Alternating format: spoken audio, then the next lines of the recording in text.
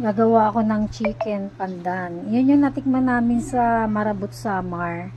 Kinakain sa amin ni Mayora Elizabeth Ortilio. Ang sarap. Yun parang specialty rin dun sa Samar sa Marabut Samar. Eto bali na ano ko na siya, na marinate ko na siya sa oyster sauce, liquid seasoning, tapos brown sugar, tsaka black pepper.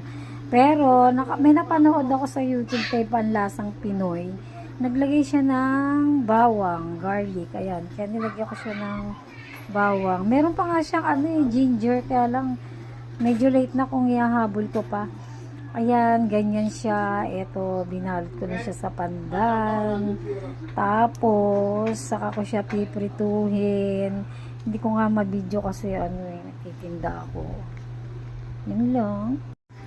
Ganito yung paglagay ng pandan sa napanood ko. Masyadong madikit-nik yung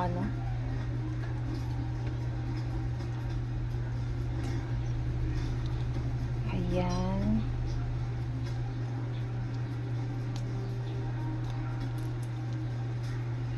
Lagyan pa natin ng isa. Maiksi kasi yung pandan eh.